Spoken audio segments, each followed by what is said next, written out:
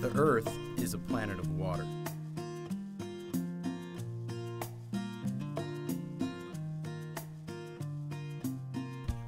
Nearly 71% of the Earth's surface is covered by a blanket of water, most of which remains within the ocean. For billions of years, this magnificent body of water has fostered and sustained millions, if not billions, of life forms. From minute single-cell organisms to enormously complex mammals.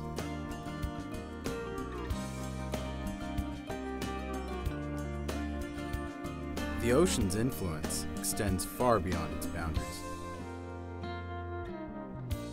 It has a tremendous effect on the Earth's biosphere. Oceanic evaporation, as part of the water cycle, is the primary source of rainfall. Rainfall that provides water for land organisms.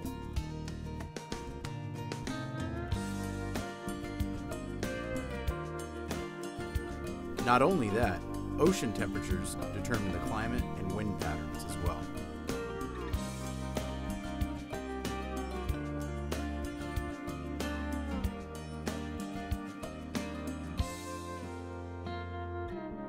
Basically, the ocean directly influences the lives of both land and sea organisms, especially humans.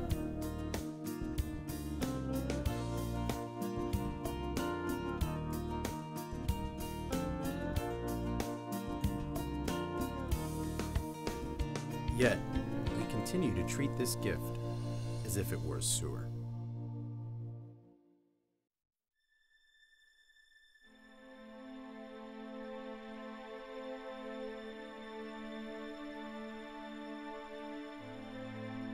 One of the great problems in marine science right now is our discovery recently of the tremendously deleterious effects of plastic in the environment.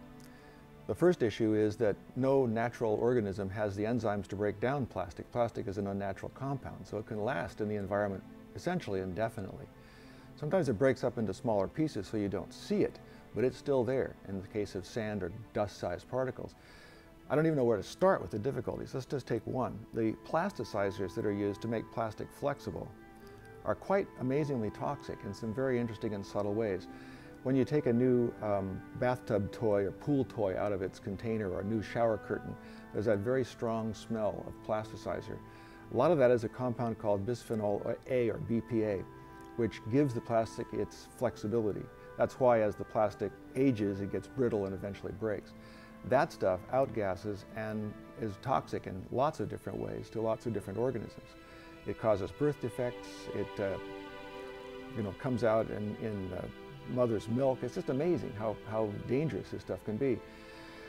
Carcinogenic as well. And then there's the issue of the plastic particles themselves. They're finding now that in the case of large plastic particles, albatrosses and sea turtles out in the open ocean are picking up bits of plastic thinking it's food.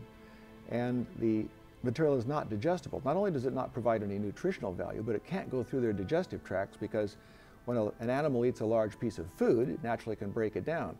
In these instances, the plastic goes in, but it can't come out, so it plugs them up. Sea turtles and albatrosses are dying by the hundreds of thousands because of this. Sea turtles eat plastic bags thinking that they are jellies and things of that sort. They get stuck. And then as the plastic not biodegrades, but physically degrades into smaller and smaller particles, planktonic filter feeders are picking that stuff up and trying to eat it thinking it's food. It isn't. Or feeding it to their babies, and it isn't.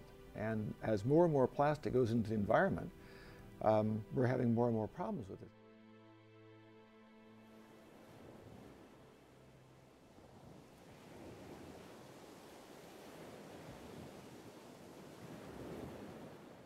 One of the things that's come up in the study of plastics lately, and it was actually discovered by Captain Moore of the Surfrider Foundation, was something called the Western Pacific Garbage Patch.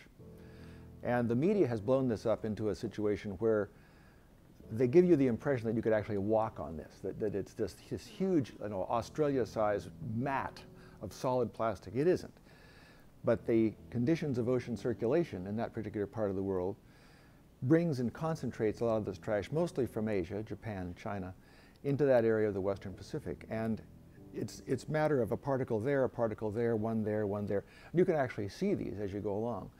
And they have been sifting this stuff out of the ocean and taking a look at it. And it's astonishing the variety and longevity of these materials that are out there.